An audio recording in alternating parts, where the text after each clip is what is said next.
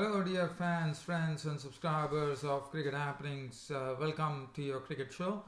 And on this cricket show, it's going to be the second day's play in the second Test match between Zimbabwe and Sri Lanka.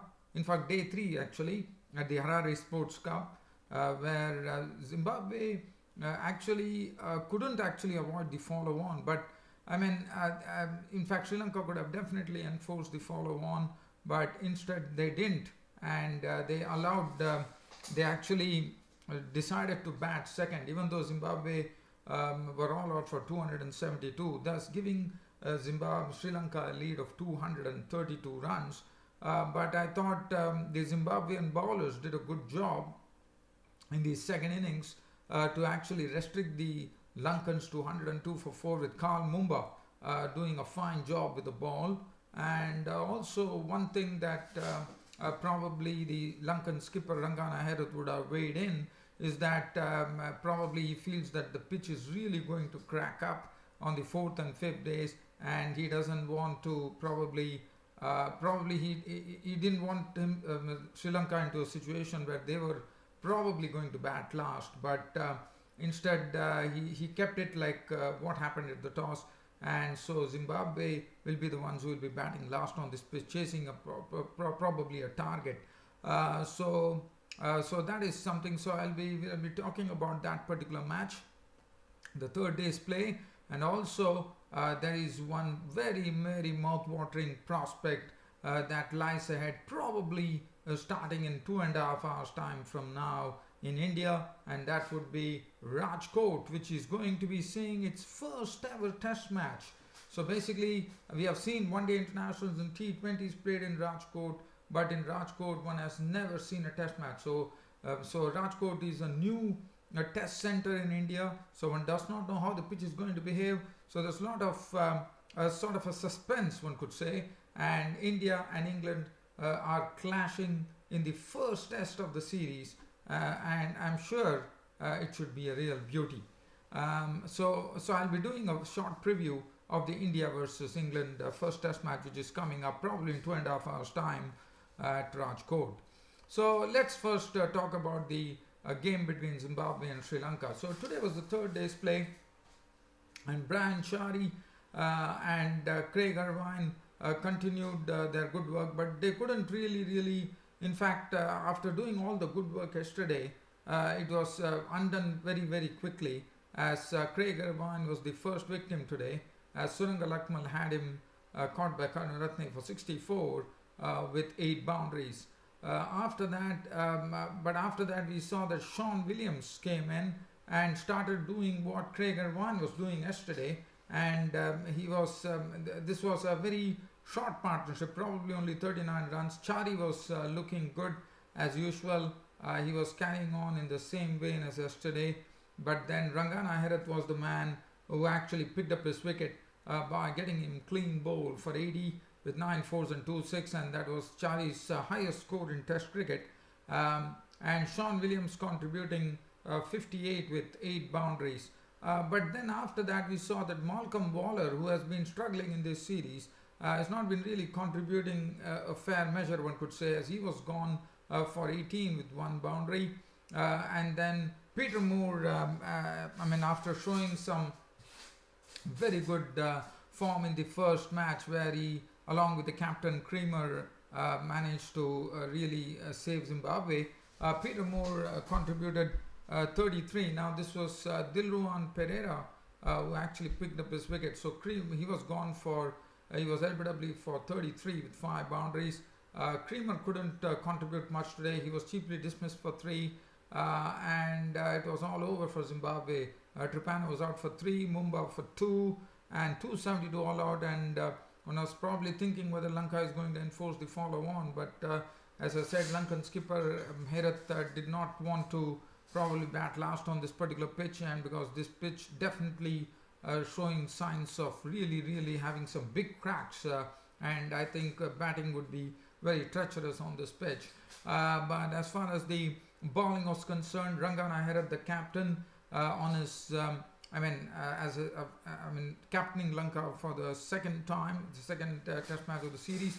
In fact, he returned the fine figures: 26 overs, 4 maidens, 89 runs, and he picked up a 5-wicket haul. And this 5-wicket haul that he picked up was one which is very important, because now Rangana Herath has got 5-wicket hauls against every country that he has played. So that is quite an achievement.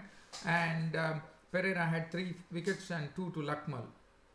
So as far as Sri Lanka were concerned, they started off with Kaushal Silva and Karunaratne at the crease, but Mumba, who really bowled an excellent line today, as he forced Kaushal Silva to give a catch to Waller. So he was gone, caught Waller, bowled Mumba for 6, and Kushal Mendes was tempted into a pull shot by Mumba, as he got the ball, a short delivery at Mendes, and Mendes was forced to actually have a pull at it. He pulled it, but he top-edged it. Pofu took the catch, and Kushal Mendes was out for naught. So thus I would say Kushal Mendes not having a good series at all after having a wonderful series against Australia. We all know that he's a very talented bloke, which he showed against Australia, but in this particular series, one has to say probably Kushal Mendes had a good opportunity, and definitely Mendes has not come good at all. So probably he's a bit of out of form, and Kushal Mendes was out for naught. After that, we saw the wicket of Upul Taranga falling, and now it was the turn of Graham Creamer to come into the mix, and Graham Creamer got a ball to really turn as far as this particular wicket was concerned to Upul Taranga, and it was LBW bowled Creamer for 17. And the first innings centurion Dhananjay De Silva was also sent back by Mumba, as Mumba actually forced Dhananjay De Silva to play a false stroke, and he was gone for 9, and that really left Sri Lanka at 84 for 4. And Karunaratne at the other end was a picture of confidence. He was really the one who was guarding the fort for Sri Lanka. He did that towards the end in the company of Gunaratne, the centurion, as Karunaratne finished on unbeaten 54 with 5 fours, and Gunaratne was not out on 6. So 102 for 4 was what Sri Lanka finished off on the third day. So thus they are leading by 334 runs right now, and probably looking at what could happen tomorrow, probably Rangana Herath might probably declare the innings after probably scoring in excess of 400. I reckon probably he'll keep a score of 500, and then declare the innings and tell Zimbabwe to go and chase a target. That's what one is expecting tomorrow. But Karl Mumba, let me have a word for him. He really bowled excellently, I thought. 11 overs, 3 maidens, 31 runs and 3 wickets for Karl Mumba. Looked impressive. And Creamer 8 overs, 1 maiden, 1 for 21. Pofu also couldn't get a wicket, but bowled a good line. 9 overs, 2 maidens, none for 17. Tripano 6 overs, 3 maidens, none for 4. 5 overs for 16 for Williams. And Brian Chari 1 over, none for 3. So the 4 days play which is coming up will be interesting as to see how Sri Lanka shape up, and probably, as I said, Rangana Herath might probably tell his wards to probably bat up till tea time and probably declare the innings closed. But one has to wait and watch as to what approach Herath has towards the Zimbabweans tomorrow. Means what is his game plan, whether he's going to really play the entire innings. I doubt that. I'm sure he's going to declare, and probably Sri Lanka is going to see to it. And as I said, I would say it's going to be very difficult for Zimbabwe, even though if they would be given a target. I can very surely say that it's going to be very tough. I mean, the pitch is definitely cracking, there's no doubt about it, and 4th and 5th days are always tough days in cricket. As you know, there will be a lot of foot marks, rough would have been created, and Rangana Herath could play a major role in the second innings as well. Well, so that's as far as that match is concerned. Now, as I said, the mouth-watering clash, one was waiting for this, and this is the clash between India and England. And as I said, the reason it is of great significance is that Rajkot is going to be seeing its first ever test match in the history, and this is going to be played in Rajkot, and what a scene it will be at Rajkot when probably in 2 hours' time, India and England will be taking on each other in the first test match of the series on this England tour of India. And it's a test debut for the Rajkot ground. Well, this is a test debut. As I said, one-day internationals and T20s have already been played in this ground in Rajkot. So, but as far as test matches are concerned, this is the first one. So, looking, as I said, probably there is a sort of a suspense element in that, because one does not know how the pitch is going to behave. One says that there could be a bit of green on the pitch. But one does not know what's. One says that, I mean, looking at the pitch, what information one gets is that the pitch definitely has a bit of green in it, and so basically it could help the seamers, and also towards the end, definitely one knows that spin will be playing a great part in this particular series, no doubt about it. And one thing that I would like to start off with by saying that also there are two home people in this particular Indian team. One is Cheteshwar Pujara, the solid batsman, and they have Ravindra Jadeja, the very brilliant all-rounder. So both are actually, this is their home ground, and I'm sure they would be having a nice feeling to actually get this particular first test match at Rajkot. As far as one thing that I would like to say, as far as a lot of things have been done after seeing how England actually fared in Bangladesh, where they lost they drew the series, but Bangladesh really attacked them with a lot of spin, and a lot of the wickets fell to spinners. So basically, looking at that, one probably reckons that England are definitely in for a tough time against Indian spinners. But let me tell you right now, I wouldn't really say England is underdogs here, even though there are a lot of things have been written that England are going to, yes, definitely England are going to find it tough. But let's also remember that this was one of the predictions, or it was said in one of the series between England and India, but the reverse happened. One thought England wouldn't be able to do anything, but definitely the reverse happened. Yes, England are definitely crippled. One knows that they don't have James Anderson, the kingpin. But nevertheless, I thought this England team has some real talent packed in it. So let's have a look at the England team. Now tomorrow we are going to see one talented bloke by the name Asif Hamid, who actually went to Bangladesh but did not get a chance in the test matches. But as far as Hamid is concerned, he's the new opener who will be partnering Alistair Cook, the English captain. And one thing I can say about Asif Hamid is that his roots are from Gujarat. So basically he has been in Gujarat and his roots are from Gujarat. So he has, I would say he has a sort of very good Indian origin, Asif Hamid. And I'm sure he'll be happy to actually make his debut against India. That would be a nice feeling for him. And one knows that Asif Hamid is a very talented player. He's pretty young. I mean, I reckon he's 19 years of age. But there's a lot of thing being said about Asif Hamid. The cricketing experts in England have been really raving about him, Ashley Giles in particular. So one is really waiting to watch as to how Asif Hamid goes. Now Asif Hamid, they say he's very talented, and he's not a person who is going to play a lot of strokes. He definitely has a lot of a range of strokes in his repertoire.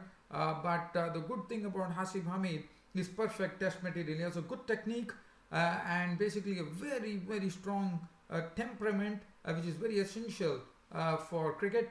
And the other good thing about him is that he's a very good blocker of the ball. I mean, he can really stick at the crease like a leech. That's what the information that we get. And one hopes that Asif Hamid has a good beginning here.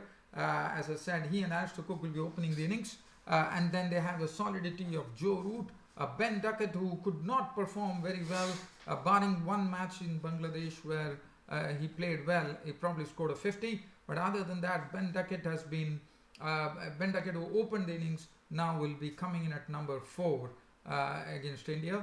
And then they have Moeen Ali and then that mercurial all-rounder Ben Stokes, who would be really making some news on this Indian trip for sure. I'm sure about that.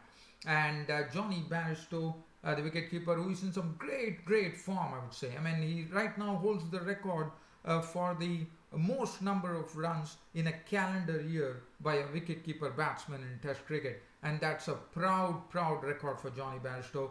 And India will be pretty wary about Johnny Bairstow, that what he can do. He has been scoring at a very consistent rate, and the bowling would be in the hands. Yes, definitely the bowling would be in the hands of Chris Wokes, Stuart Broad. Stuart Broad will be leading the pack, and I'm sure he's the one who will be going to be taking the brunt of the pace attack. For the simple, yes, Chris Wokes is a much improved bowler, so Chris Wokes will definitely complement him very well.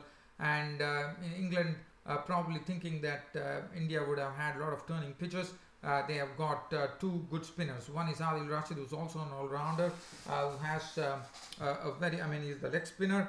And if you look at the England lineup, one can say that they virtually have no tail. Even Gareth Batty can bat. So Gareth Batty is the right-arm offie, and he has Adil Rashid for company. So I think England, basically, I think they should be well prepared. But India also, one thing that they need to guard against is that, yes, against New Zealand they did very well. They won the series very comfortably, no doubt about it. But England are something different, and I'm sure it's a new ball game, and I'm sure in the India are not going to take any things for granted here. Well, as far as India are concerned, Gautam Gambhir gets another opportunity because of the injuries to the other players like Rohit Sharma, KL Rahul, and the other players, Rohit Sharma. So Gautam Gambhir gets another opportunity, and he would be partnering Murli Vijay at the top. And Cheteshwar Pujara, I said, I'm sure Cheteshwar Pujara and Ravindra Jadeja would like to definitely do something. In fact, Cheteshwar Pujara would definitely like to rise with the bat tomorrow. No doubt about it. Ravindra Jadeja would be the one who would not only would like to do something with the bat, but also with the ball. And I'm sure both have good knowledge of the conditions there in Rajkot, so they know what to expect than the other players. And as far as Kohli is concerned, Kohli, well, we all know what is the amount of respect he commands all over the cricketing world. He's such a great player now. I mean, he has that tag of greatness attached to him, and he's such a wonderful player to watch, Virat Kohli, when he actually springs into action. And then Ajinkya Rahane, who has been doing a wonderful job for India and offers a lot of a sort of real solidity as far as middle order is concerned. And tomorrow would definitely, I'm sure, we are going to see Hardik Pandya, who slowly has graduated, one could say. First he made his debut in the T20 World Cup, then he slowly went on to one-day internationals, and now against New Zealand he played well, and now he has made the cut to the test matches. And one requires India, as Mahendra Singh Dhoni has always said, that India lack a genuine all-rounder. I think Hardik Pandya is that man who is going to give that all-round material to India, because he's a genuine all-rounder. He can bowl at some good pace, he can swing the ball, and also is a good tonker of the ball. And in test matches, I'm sure we will see Hardik Pandya a bit mellowed, no doubt about it. And he has already done that under the tutelage of the former great player Rahul Dravid. As far as Riddhiman Saha is another the wicketkeeper batsman who has really done a good job. He did a good job on the tour of the West Indies, and he is also very good. And the spin twins Ashwin and Jadeja will be operating in tandem, and that is going to be the real test as far as England are concerned. If they are able to negotiate Ravichandran Ashwin and Ravindra Jadeja and get over that, that would be a sort of thumbs up for them. Whether they can do that, that remains to be seen. As far as the pace bowling department is concerned, Mohammad Shami is a wonderful bowler, and I'm sure Ishant Sharma is back after an injury. Oh well, now this is going to be very interesting. I just reckon now, what are they going to do? Because Amit Mishra has also done a wonderful job against New Zealand, and we saw how he bamboozled them in the one-day international. So I would rather say that India should have this variety against England of Ravichandran Ashwin, Jadeja, and Mishra. And now this is going to be interesting as to who is going to share the new ball with Mohammad Shami. Well, one has to wait and watch as to what the India. Oh, Hardik Pandya is there. So in fact, I would rather say that India should go with Amit Mishra in the first Test match against England. And all in all, as I said, it's going to be a great feeling. As I said, Rajkot is making his debut as far as Test matches are concerned, and I think we should be seeing a sort of a wonderful match happening, and one wishes and hopes that we have some exciting fare going on in Rajkot tomorrow. Well, that's it from me, your host Ram, for today, and it's good night.